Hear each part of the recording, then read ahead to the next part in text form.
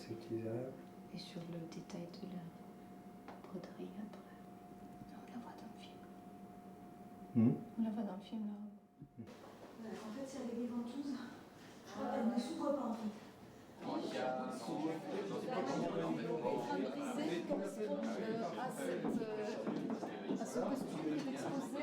Dès 1942, il collabore à différents films. Il est en costume à peu près 8 avant d'ouvrir sa maison de couture. Et puis après, tout au long de l'histoire de la maison, jusqu'à aujourd'hui, c'est plus d'un film par an qui comporte des costumes de la maison Dior. La filmographie compte à peu près une centaine de films.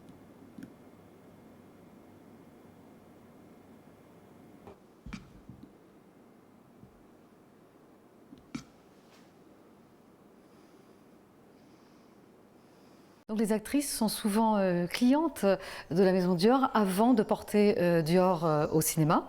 Et là, on a un très bel exemple de cela avec Rita Hayworth, qui est présente dès le premier défilé de la maison, le 12 février 1947. Elle assiste au défilé, vraiment la collection L'Enthousiasme, et elle commande 12 tenues, dont ce fameux tailleur pompon.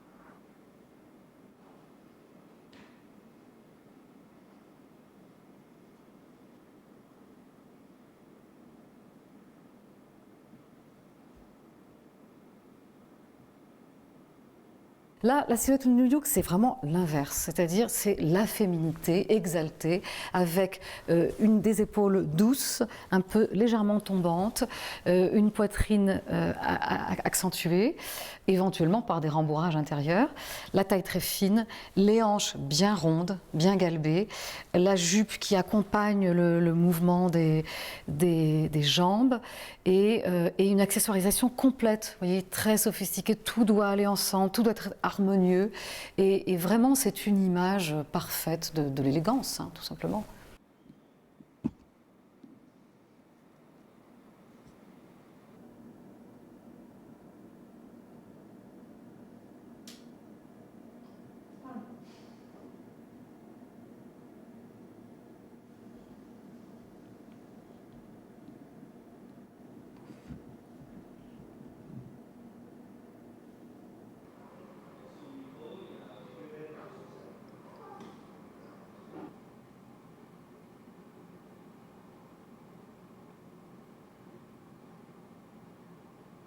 La structure de cette robe est très caractéristique avec l'effet de robe boule, mais qui ici se resserre par une bande, vous voyez, au niveau du genou. Et donc ça crée là aussi quelque chose de très enlevé, de très, oui, bulle en quelque sorte. Et cet effet est accentué par le type de broderie, vous voyez, sur un tulle très léger, très transparent, qui laisse passer la lumière à travers le drapé.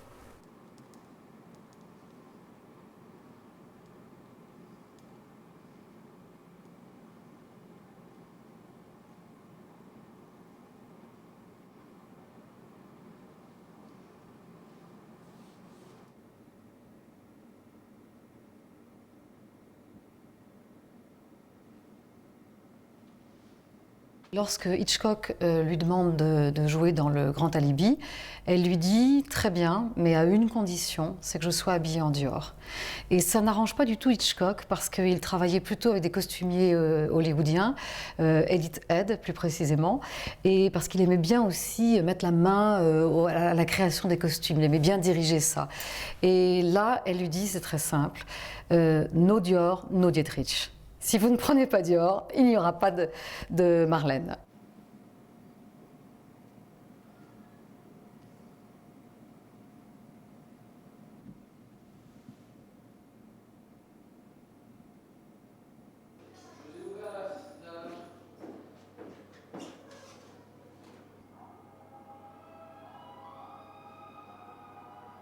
On a l'impression qu'elle dégringole sur la robe, qu'elle coule sur la robe, et on ne voit pas les attaches. Toute la subtilité de ce genre de robe traitée selon la technique du flou, avec de la mousseline de soie très très légère, c'est qu'elle doit donner l'impression qu'elle est à peine touchée. C'est-à-dire que la main de l'atelier n'est pas visible. On doit l'oublier complètement, on doit avoir l'impression que la star est presque nue, en fait, qu'elle est enveloppée comme ça de cette pluie d'or.